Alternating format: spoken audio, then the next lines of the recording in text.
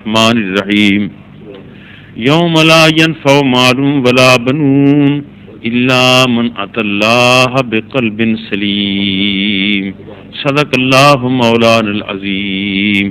درود شریف. الصلاۃ والسلام علیک یا رسول اللہ.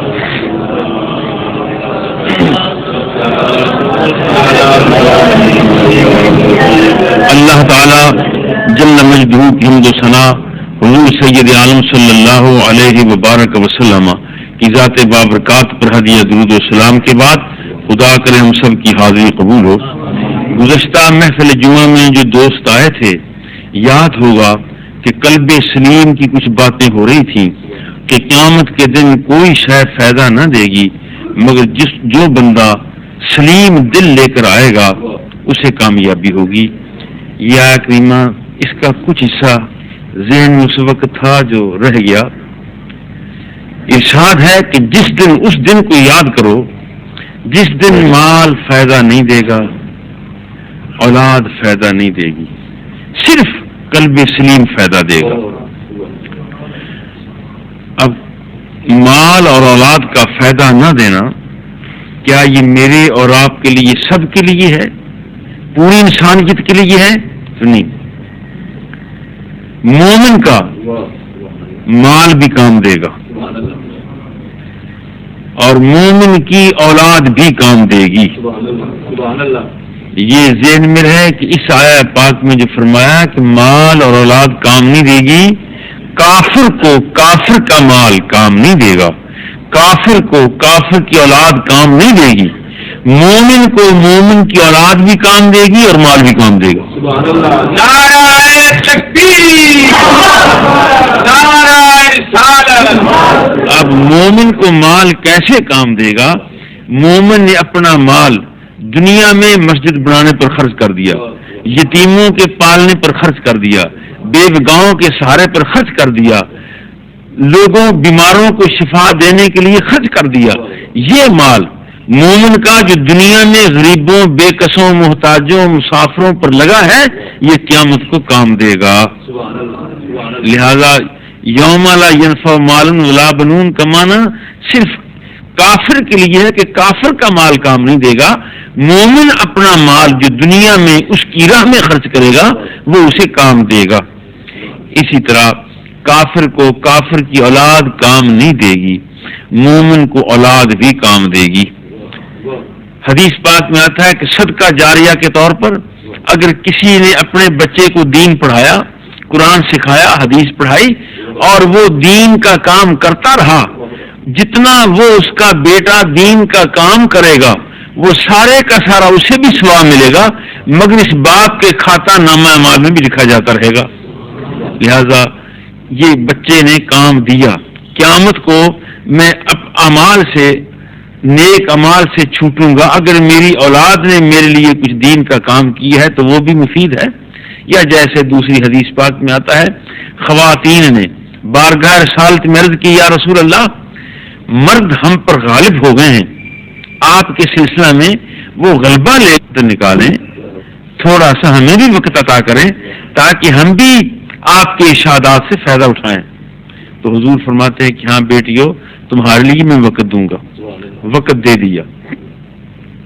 خواتین کو جو مسئلہ سمجھایا، واضح فرمایا اس محفل میں جو عورتوں نے، خواتین نے، بیٹیوں نے درخواست کر کے وقت لیا حضور صلی اللہ علیہ وسلم سے، اس میں حضور علیہ السلام نے فرمایا کہ بیٹیوں، خواتین تم کم دل ہو، بہت گھبرا جاتی ہو، موت مرگ واقعہ ہو جائے تو بس اپنا سارا کچھ قصہ ختم کر بیٹھتی ہو، واہ ویلا ہے، چیخنا ہے، چلانا ہے.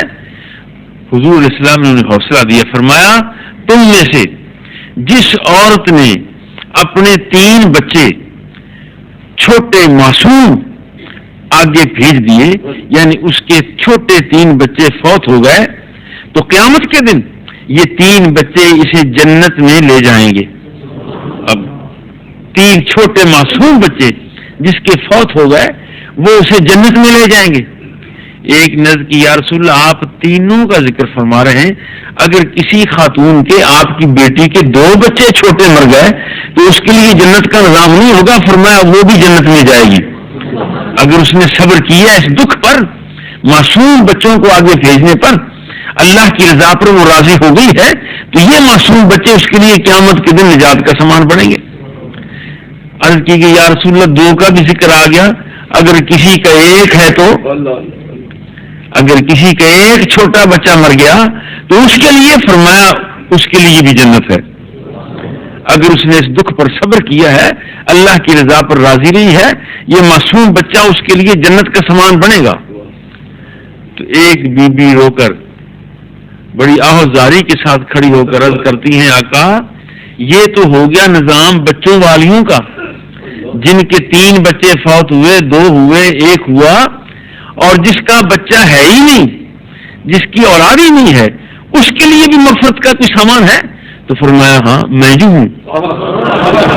نعرہ تکبیر، نعرہ رسالت۔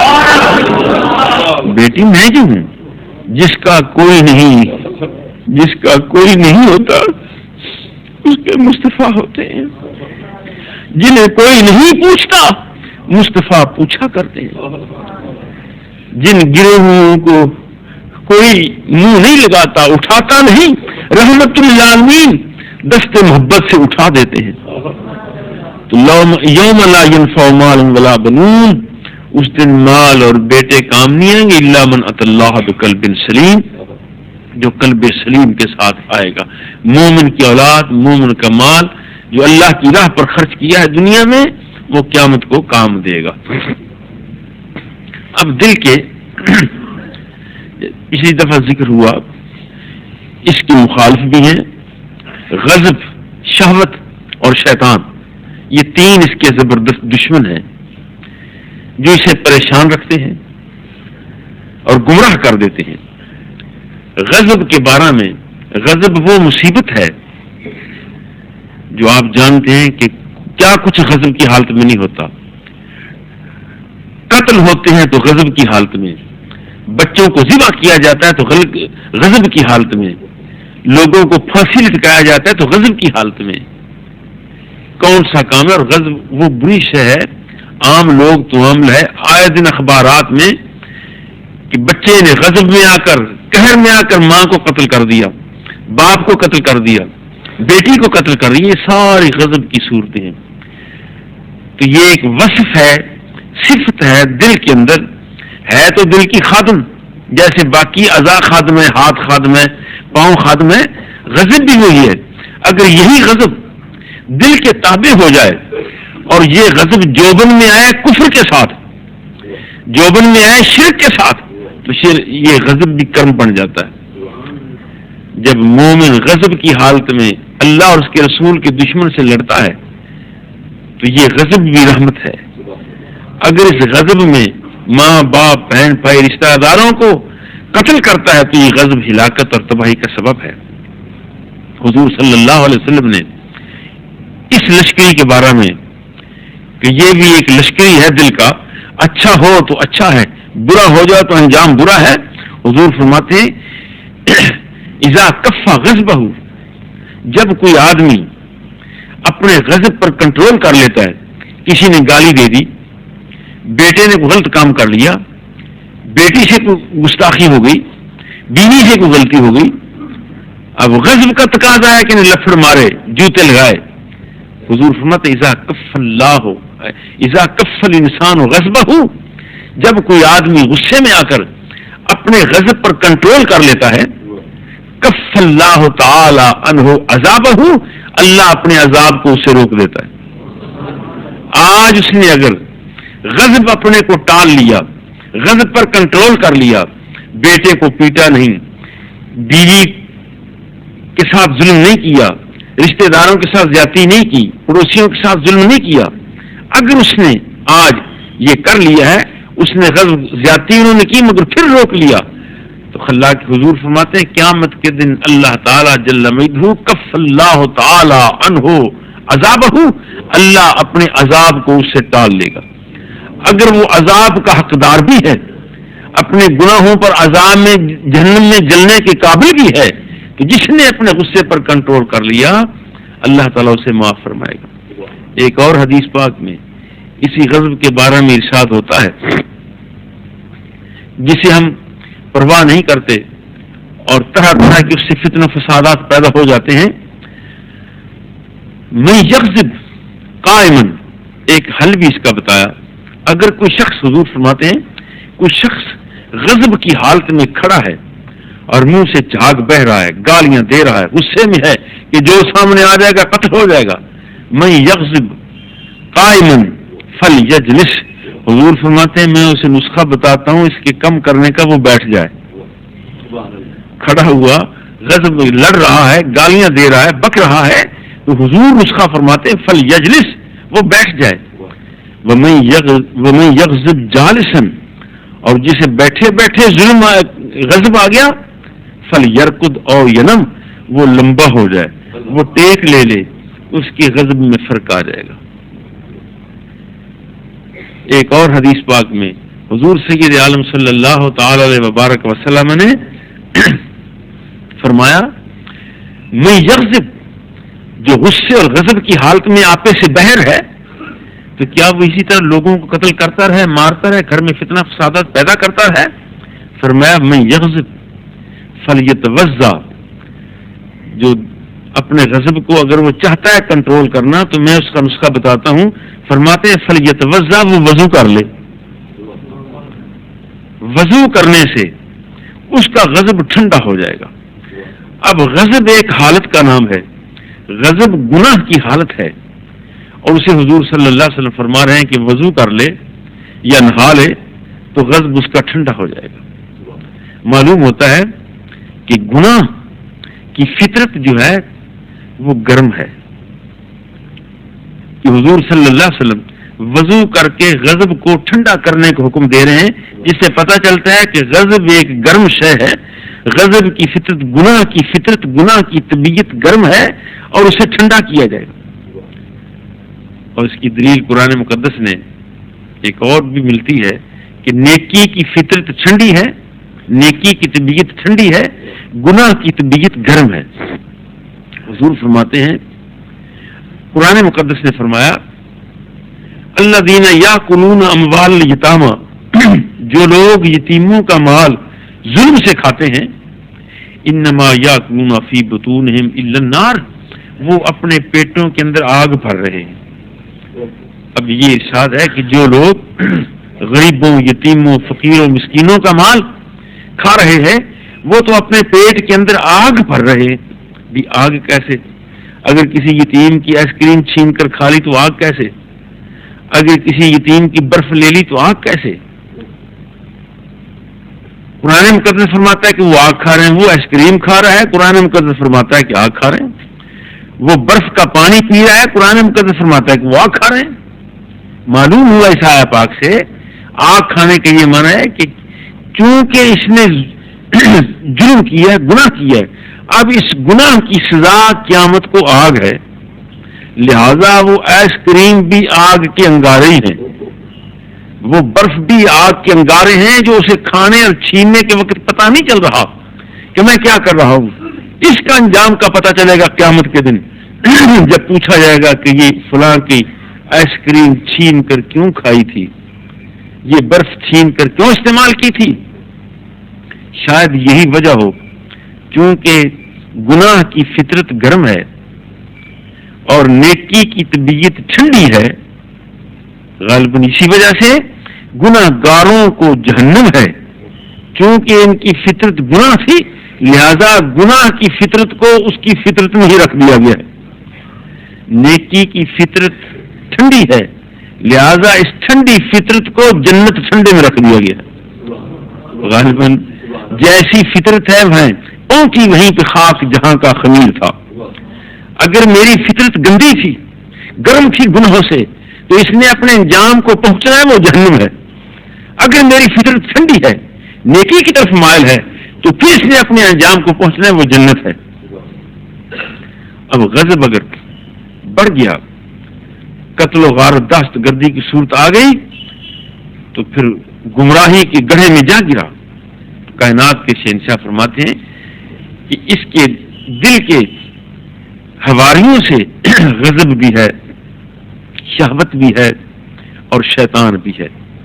اگر ان کا غلبہ ہو گیا ہے ان تینوں کا تو پھر دل بے چین ہو گیا. پھر اس کے بچنے کی کوئی صورت نظر نہیں آتی کہ غضب وہ بھی مجھے گمراہ کر رہا ہے, شہوت وہ بھی گمراہ کر رہی ہے, شیطان وہ بھی گمراہ کر رہا ہے, نفس وہ بھی گمراہ کر رہا ہے. یہ چاروں بھی اس کے فوجی ہیں. مگر جب نفس دل کے تابع ہو جائے تو سلوک کی ساری منزلیں طے ہو جاتی ہیں. جب غضب دل کے تابع ہو جائے تو ارادت اور سلوک کے صوفیوں کے مرحلے بہت سے طے ہو جاتے ہیں. جب یہ صورتیں تابع ہوں دل کے تو حالات اچھے ہیں, بہتری ہے. اگر یہ دل پر حاوی ہو جائے تو پھر گمراہی ہے اور تباہی ہے. اب جب میرے دل کی یہ حالت ہو جائے کہ غضب نے بھی گھیر رکھا ہے, نفس نے بھی گھیر رکھا ہے, شہوت نے بھی گھیر رکھا ہے, تو ساری طرف سے شیطان نے بھی گھیرا ڈالا ہوا ہے, تو کیا بچنے کی صورت ہے؟ تو اس کی اطمینان, یہ بے چین ہے, اب بے چین ہوگا. اب اس کی بے چینی کیسے اطمینان میں بدلے؟ تو قرآن مقدس نے اس کے حل کو فرمایا, الا بذکر اللہ تطمئن القلوب. اگر تم بے چین ہو گئے ہو اور بے سہارا ہو گئے ہو اور دشمن نے چاروں طرف سے یلغار کر دی ہے تو پھر آگاہ ہو جاؤ کہ دل جو اطمینان اس کا یاد الہی سے ہے. اب یہ اس موقع محل سے بھی بات کہہ رہا ہوں, اور جو اس وقت دنیا کا نقشہ ہے اس کے مطابق بھی یہ بات ہے. اگر تم نے دشمن نے گھیر لیا ہے تمہیں جیسے دل کو ان چاروں نے گھیرا ہے, تو قرآن مقدس فرماتا ہے کہ اس کا اطمینان ذکر الہی سے ہے. اس کا اطمینان ذکر الہی سے ہے. اگر تیرے ملک کو, تیری دنیا کو, تیری سلطنت کو, تیری ریاست کو, اسلامی ریاست کو دشمنوں نے گھیر لیا ہے, جیسے آج اسلامی ریاستیں دشمن کے نرغے میں ہیں, پھنسی ہوئی ہیں. کون نہیں جانتا کہ اس وقت جتنے مظالم مسلمانوں پر ہو رہے ہیں دنیا میں کسی پر نہیں. کہیں یہودی ظلم میں نہیں پھنسا ہوا, کوئی عیسائی ظلم میں نہیں پھنسا ہوا, کوئی ہندو ظلم میں نہیں پھنسا ہوا, کوئی سکھ ظلم میں نہیں پھنسا ہوا, کسی بدھ کی ریاست ظلم میں نہیں پھنسی ہوئی. غور سے دیکھ لیں, اگر آج ظلم میں پھنسا ہوا ہے تو مسلمان پھنسا ہوا ہے. آج دشمن کی یلغار ہے تو اسلامی ریاستوں پر ہے. اب ہندوستان کو ساری دنیا کہہ رہی ہے کہ ہوش کرو, سوچو. ہمارے حکمران بھی کہہ رہے ہیں کہ مذاکرات کرو, مگر وہ نہیں مان رہا, وہ اکڑا ہوا ہے. وہ اکڑا ہوا کیوں ہے؟ آپ نے دیکھا ان دنوں میں ایک معاہدہ اسرائیل اور بھارت کا معاہدہ ہے. اسرائیل اور بھارت دونوں نے آپس میں مل کر زندگی گزارنے کا معاہدہ کیا ہے. اب اس جنگ میں دونوں کو ملنے کا کیا معنی ہوا؟ معنی یہ ہے کہ جیسے امریکہ اسرائیل کی پشت پناہی کر رہا ہے ویسے ہی ہندوستان کی کر رہا ہے. اب وہ ہندوستان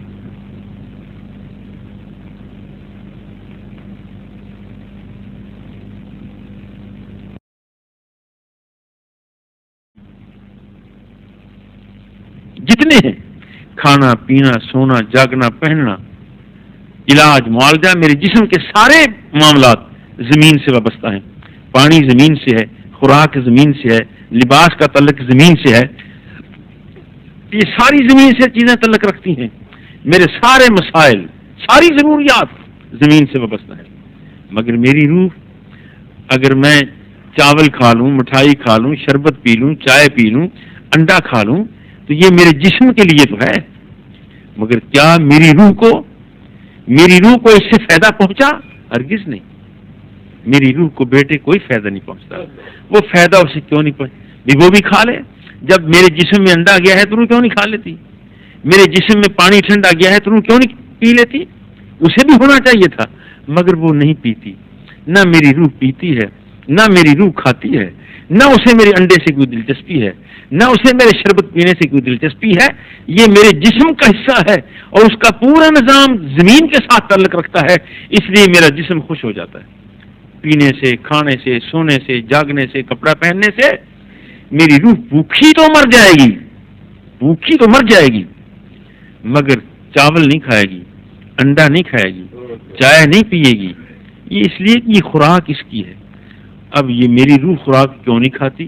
کھا لینی چاہیے اسے. وہ اس لیے نہیں کھاتی، وہ کہتی ہے میرا ملک اور ہے، میرے ملک کی خوراک آئے گی تو کھا لوں گی، نہ آئے گی تو نہ کھاؤں گی. آج میں بھی بنگلہ دیش میرا اور آپ کا، پاکستان کا ایک حصہ کبھی تھا. وہ ہمارے بھائی ہیں، مچھلی کھانے میں جتنی انہیں مہارت ہے ہمیں نہیں ہے. وہ کھاتے رہتے ہیں، کانٹے ایک طرف جمع ہوتے رہتے ہیں، مزے سے کھا کر سیر ہو کر کانٹے باہر نکال کر رکھ دیتے ہیں. مجھے آپ کو کھانا پڑ جائے مچھلی کا تو مصیبت آ جاتی ہے. دوسرے ملکوں کے لوگ پاکستانی ان کی خوراک کو پسند نہیں کریں گے. باہر حبشہ کے لوگ ہیں، حج پر آپ نے دیکھا ان کا کھانے کا عجیب نظام ہے. انہیں دیکھ کر حیرت ہوتی کیا کھا رہے ہیں، نفرت ہوتی ہے. اس سے زیادہ بات یہ سمجھائے گی کہ میں آپ ساری زندگی پڑھتے ہیں، دکھا دے یا خدا بندہ مدینہ کیسی بستی ہے جہاں پر رات دن مولا تیری رحمت برستی ہے. میں بھی کہتا ہوں، آپ بھی کہتے ہیں، یا اللہ وہ مصطفیٰ کا شہر ہے دکھا دے، یا اللہ مکہ مکرمہ تیرا شہر ہے، کعبہ شریفہ وہاں دکھا دے. سب کچھ ہوتا ہے، مگر وہاں جا کر آپ بھی جو ہو آئے ہیں، میں بھی جو حاضری دے آیا ہوں، وہاں کوشش یہ ہوتی ہے کہ پاکستانی تنور مل جائے، روٹی پاکستانی مل جائے، سالن پاکستانی پکا ہوا مل جائے. یہ کیا معاملہ ہے؟ پھرتے مدینہ منورہ میں ہیں اور تنور پاکستان کا، روٹی پاکستان کی، سالن پاکستان کا، دال پاکستان کی، اور جتنا رش پاکستانی ہوٹل پر مدینہ منورہ میں ہوتا ہے پاکستانی کہیں نہیں ہوتا. بہت سے دوسرے بھی ہماری اتنی خوراک پسندیدہ ہے اس کی بھی توجہ کرتے ہیں. کیوں ایسا ہے؟ معلوم ہوا اپنے وطن کی غذا کو لوگ پسند کرتے ہیں. جیسے آپ اپنی وطنی غذا کو پسند کرتے ہیں، آپ کی روح بھی، آپ کا دل بھی اپنے وطن کی غذا کو پسند کرتا ہے. تو جب میرے ذمہ یہ ہے کہ جب مجھے بھوک لگے تو میں کھانا کھاؤں، نہ کھاؤں تو زیادتی کر رہا ہوں، ظلم کر رہا ہوں. پیاس لگے تو پانی پیوں، نہ پیوں تو ظلم کر رہا ہوں، اپنے جسم پر ظلم کرتا ہوں. مگر میں نے کبھی خیال نہیں کیا کہ میرے اندر رہنے والی روح جو ہے وہ اتنی طاقتور ہے جو میرے جسم پر حکومت کر رہی ہے. میں نے کبھی اسے پانی پلایا، کبھی اسے کھانا کھلایا، کبھی اس کا خیال کیا؟ وہ بھوکی رہ جائے گی مگر میری غذا کو پسند نہیں کرے گی. یہ کیسے پتا چلے کہ بھوکی مردہ روح کس کی ہے اور زندہ روح کس کی ہے؟ اگر میں یہ دیکھوں، میں اور آپ دیکھیں اپنے اندر بات، میں کہتا ہوں وہ تھرما میٹر آپ لگا لیں. یہ تھرما میٹر تو منہ میں لگاتے ہیں، یہی نام ہے اس کا. وہ آپ لگا لیں گے کہ بخار کتنے درجے پر ہیٹ ہے اس کی بخار کی. اگر مردہ روح اور زندہ روح ایک نشانی اس کی، اگر گناہ ہونے کے بعد مجھ سے گناہ ہو گیا، جھوٹ بول لیا، دھوکہ کر لیا، زیادتی کر لی، ماں کو گالی دے لی، باپ کا گستاخ ہو گیا، بیٹی پر ظلم کر لیا، بیوی کی پٹائی کر لی، جتنے گناہ ہیں، اگر یہ گناہ مجھ سے ہو جاتے ہیں اور میں ان گناہوں پر کرتا ہوں فخر کہ مزہ آ گیا، آج ایک جو دکاندار آیا تھا گاہک، آج اس کی خوب میں نے جڑیں کاٹی، آج میں نے اتنے پیسے اس سے دھوکہ سے لے لیے، آج میں نے جب سودا تولا تو مزہ آ گیا، اتنے پیسے بچت ہوگی ذرا چکانے سے، پلڑا چکانے سے. اگر میں اپنے گناہ پر، میرے بیٹے، میرے عزیز، میں گناہ پر ہوتا ہوں خوش، تو مجھے سمجھ لینا چاہیے کہ میری روح مر گئی. موٹی سی مثال ہے، مجھے سمجھ لینا چاہیے کہ میری روح مر گئی اس لیے کہ میں گناہ پر خوش ہو رہا ہوں. اگر مجھ سے ہو گیا گناہ، زیادتی ہو گئی، اور زیادتی کے بعد پھر مجھے آگے شرم، پھر آگے حیا، اور پھر کوئی آنسو کا قطرہ بہ گیا، موتی سمجھ کے شان کریمی نے چن لیے، قطرے جو تھے میرے یار کے انفعال کے، وہ شرمندگی کا ایک قطرہ جو گر گیا کہ وہ میں نے کیوں کیا، میری عمر اتنی ہو گئی، مرنے کے قریب چلا گیا ہوں، مجھے شرم چاہیے، مجھے حیا چاہیے، مجھے ڈوب مرنا چاہیے کہ میں عمر کے اس پیٹے میں ظلم کر رہا ہوں، زیادتی کر رہا ہوں۔ اگر یہ مجھے شرم آ گئی ہے تو اللہ کا مجھے شکر ادا کرنا چاہیے کہ میری روح زندہ ہے۔ نعرہ تکبیر، نعرہ رسالت۔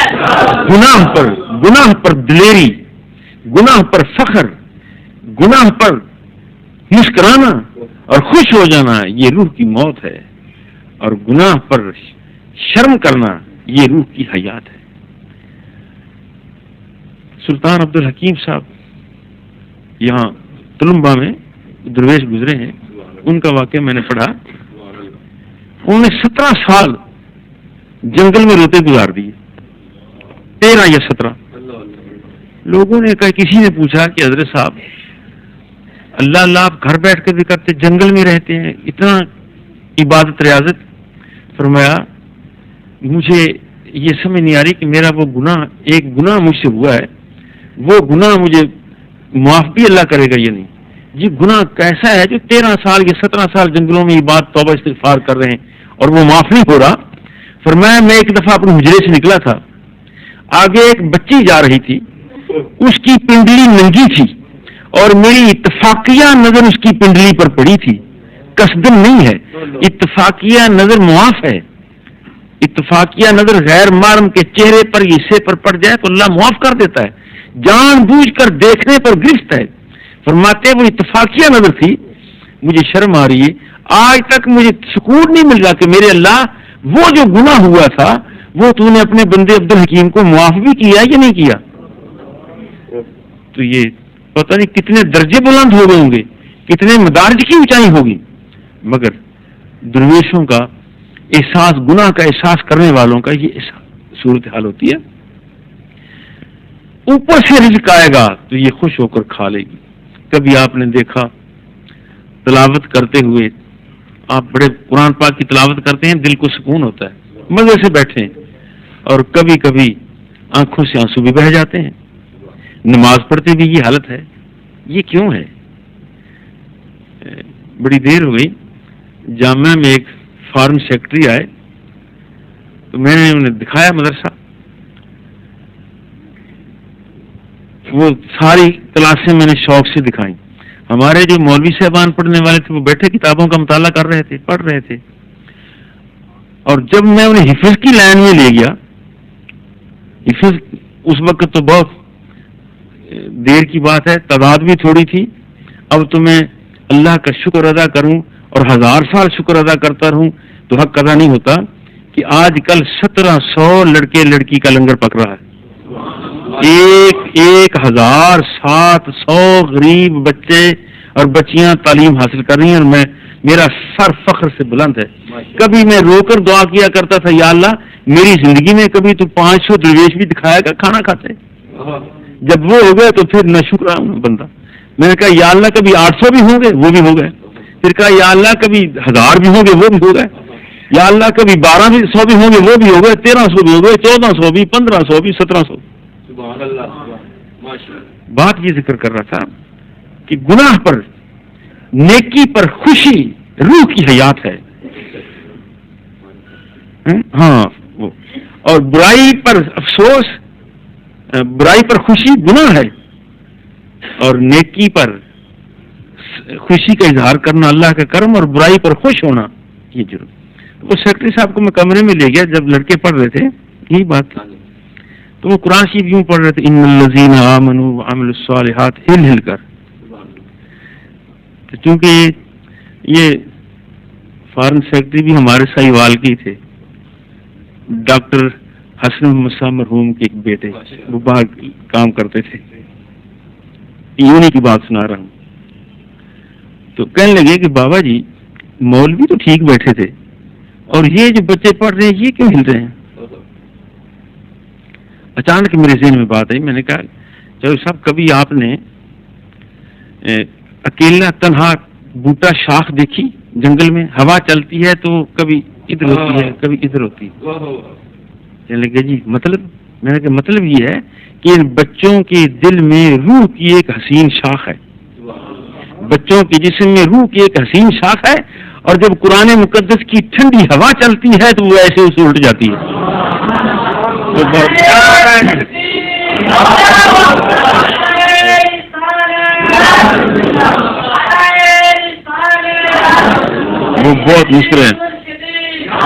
وہ بہت مسکرائے اور خوش ہوئے، کہنے لگے جی یہ آپ نے جواب کہاں سے نکالا؟ میں نے کہا جہاں سے آپ کا سوال تھا جواب بھی وہیں تھا۔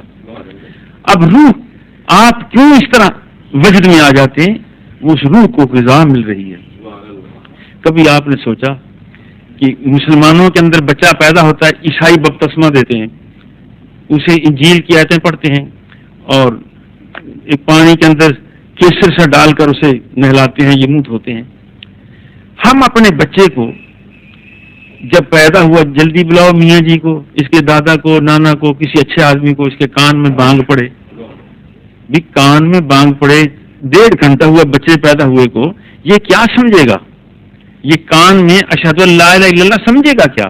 اللہ اکبر سمجھے گا کیا؟ کچھ بھی نہیں۔ جب بڑا ہوگا تو پھر سمجھ آئے گی، مگر اسلام نے یہ حکم دے دیا کہ پڑھو۔ کیوں ایسا؟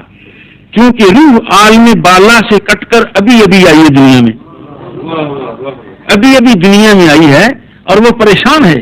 اسے اس کی ملک کی آواز سنا دو ٹھیک ہو جائے گی۔ جب اس کے ملک کا نغمہ اس کے کانوں میں جاتا ہے، اگرچہ وہ بچہ چھوٹا ہے مگر اس کی روح کے لحاظ سے وہ ٹھیک ٹھاک ہے۔ اس کی جسم بڑھ رہا ہے، اعضاء بڑھ رہے ہیں، مگر روح کی قوت اور طاقت پہلی ہے، اس میں یہ سمجھ لے گا کہ میرے رب کا نام آ رہا ہے۔ تو جہاں اس ملک کی غذا آئے گی تو روح پسند کر لے گی، اگر اس ملک کی غذا نہیں آئے گی تو بھوکی مر جائے گی۔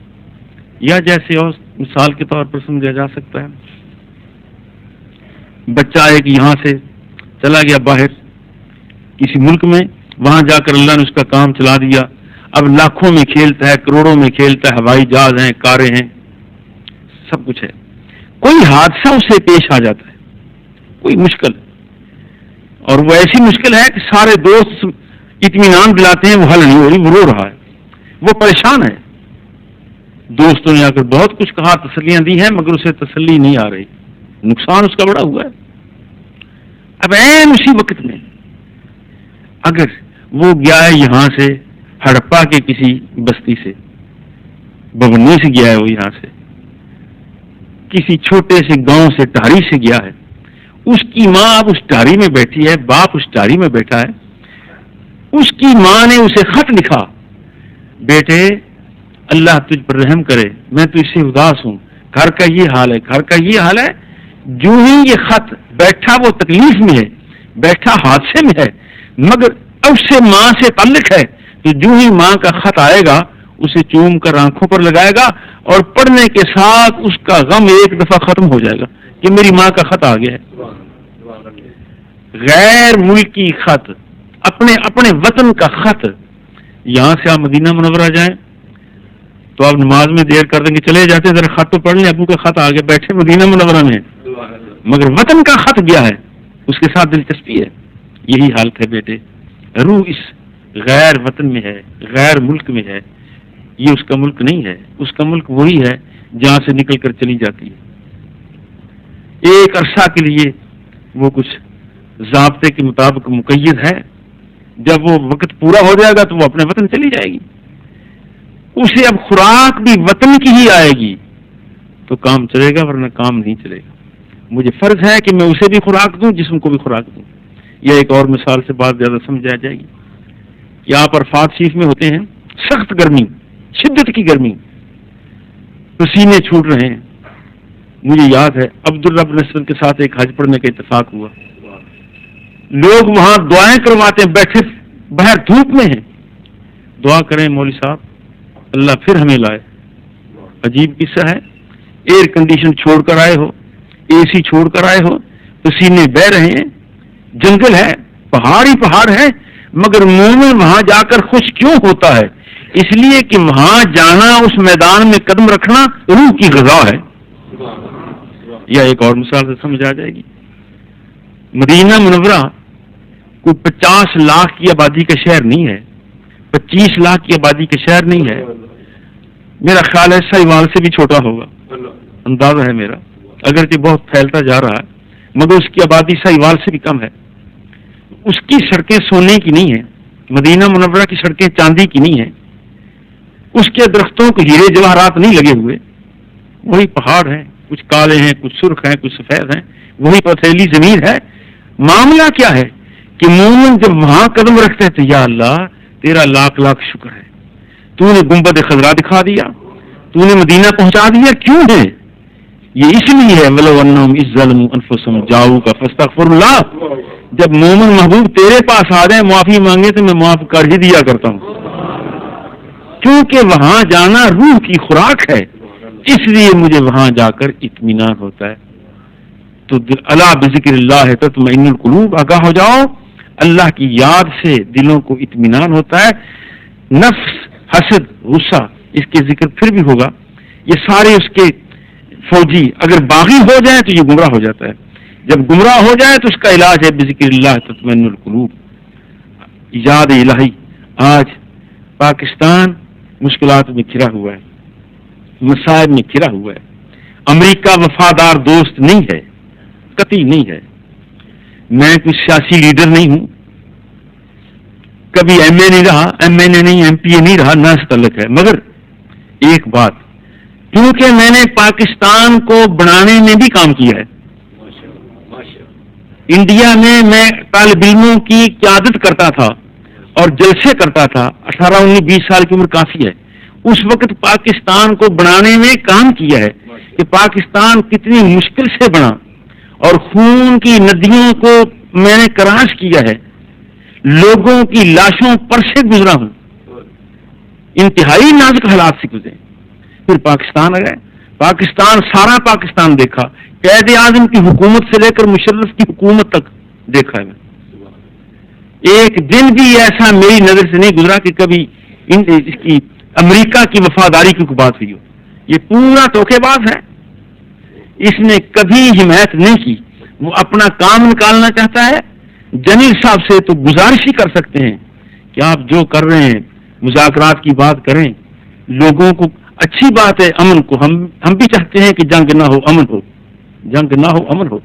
ادھر ادھر کی کوششیں کریں، مگر وَإِدُّوا لَهُم مَا اسْتَطَعْتُمْ کو نہ بھولیں، پوری قوت کے ساتھ، پوری طاقت کے ساتھ، پوری ہمت کے ساتھ تیاری کریں، تاکہ اگر خدا نخواستہ وہ بد مزاج اور بد دماغ واجپائی حملہ کرے تو دندان شکن جواب دیا جا سکے. اس کی بہترین اس کام کے لیے مدد خدا کی یاد ہے، اس کے لیے بہترین مدد مصطفیٰ کی یاد ہے، بہترین مدد جہاد کا جذبہ ہے، بہترین مدد قومی اتحاد ہے، بہترین مدد فوج کا اکٹھا ہونا ہے اور ملک کا اکٹھا ہونا ہے. ہم سارے سویلین فوج کے ساتھی ہیں، دشمن کو مار دینے میں ساتھی ہیں. مرنا ہم جانتے ہیں. ہندو اس لیے پریشان زیادہ ہوگا کہ اسے مرنے کا ڈھنگ نہیں آتا، مجھے مرنے کا ڈھنگ آتا ہے. وہ مرنے پر چیختا ہے، میں شہید ہونے پر مبارکبادیاں دیتا ہوں. لوگ کہتے ہیں کہ تجھے مبارک ہو، تیرا بیٹا 2 شہید ہو گئے، 1 شہید ہو گئے. اس لیے ہمارا اور ان کا بڑا فرق ہے. اور آپ انشاءاللہ ایمانی جذبہ سے ہی جنگ ہم جیتیں گے. جنگ ہوئی تو وہ جیت ہوگی اور ایمانی جذبہ سے ہوگی، اللہ اور اس کے رسول کی مدد سے ہوگی. اللہ ہم سب کو نیکی کی توفیق دے.